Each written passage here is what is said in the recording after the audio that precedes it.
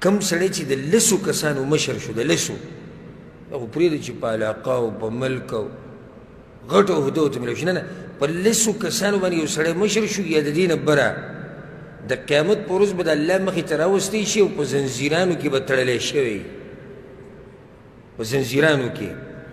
نو که ښه کار یې کړی، مشرتیا حق یې ادا کړی، د زنځیرونه به ترې کولاو شي، او که حق یې نه یې ادا کړی نو بیا د ده دپاره تباهي ده. نو پیغمبر صلی الله علیه وسلم دغه حدیث کې څه وایي؟ وایي مشرتیا چې ده، مشرتیا اولها ملامه واوسطها ندامه واخرها خزي یوم القیامه. اولنۍ برخه ملامت دی، خلک به دې ملامته کوي، یو به یو سوي، بل به بل سوي، منځ یې دا دی چې ته به بیا په خپله پښیمانه یې چې یاره دا ولې، او آخرت کې بیا شرم دی چې هغه لوی شرم دی. نو ځکه پیغمبر صلی الله علیه وسلم دې نه ځان لرې ساتي. یو حدیث کې راځي، امام طبراني راوړی دی، پیغمبر صلی الله علیه وسلم وایي لئن شئتم انبأتکم عن الاماره، که تاسو وغواړئ زه به تاسو ته د امارت خبر وکړم، مشرتیا.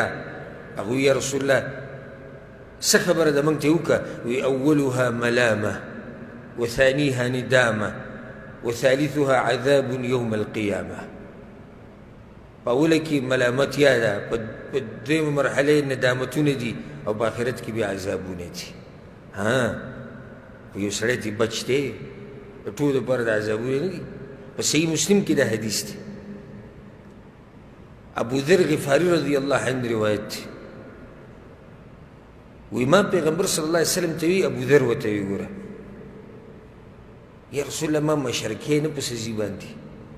پیغمبر صلی الله علیه وسلم به بعض صحابه کرام مشران کړو په یوه علاقه په بله، ما مو په سزي کې مشرک. وی فضرب بيده على منكبي، پیغمبر صلی الله علیه وسلم زما په دې اوږه دې لاس کېښود، ما ته وی یا ابا ذر انک ضعیف، ته کمزوری، وانها امانه، او دا خو لوی امانت دی مشرتیا، څه معمولي خبرې خو نه دي. څنګه چې ابو ذر غفاري یعنې کمزوری دی، نو موږ به څه د مشرتیا دپاره به چی وو؟ وانها یوم القیامة خزي وندامه، او په آخرت کې به شرم دی. الا من اخذها بحقها وادى الذي عليه فيها. خو د دې شرم نه، د دې ندامتونو نه، د دې حسرتونو نه، د دې ملامتیا نه هغه سړی بچ دی چې مشر شوی او د مشرتیا حق یې ادا کړی، د کشرانو حق یې ادا کړی، تپوس یې کړی د هرې مسلې، څنګه چې الله او د الله رسول ویلي دغه شانې کړي، دا سړی بیا بچ دی. نو ګورې د دې سړي دپاره بیا فضیلت هم ډېر راغلی دی. کم سړی چې مشر شي، کم سړی چې مشر شو او د مشرتیا حق ادا کو، نو هغه حدیث کې راځي که نه، پیغمبر صلی الله علیه وسلم څه وایي؟ وایي اووه کسان به د عرش په سوري کې ولاړي. یو پکې څه ذکر کړی؟ امام عادل، عدل کوونکی باچا، چې کله باچا عدل کوونکی و او د باچایي حق ادا کو او د مشرتیا حق ادا کو، الله وله د عرش په سوري کې ځای هم ورکو. یو حدیث کې دا هم راځي چې داسې قسمه خلک به د قیامت په ورځ د نور په منبرونو باندې له پاسه راشي. خو مسلمان هرس د دې نه کوي. یعنې سلف صالحینو ډېر واقعات داسې نقل دي چې هغوی به پټېدو د دې مشرتیا نه. څنګه به مشر شو؟ نو بیا به هغه والي، هغه خلیفه، هغوی به راوغوښتو، ته به پلاني علاقه باندې مشر یې، دا زموږ حکم دی بس. نو بیا به مشر شو. نور به هغوی د دې نه یېرېدو، سخت به یېرېدو چې دا ګټې ذمهواري دي. بلکې بعضو ته پکې سزاګانې هم میلاو شوي دي په دې چې ته مشر شه، هغوی نه زه نه مشر کېږم.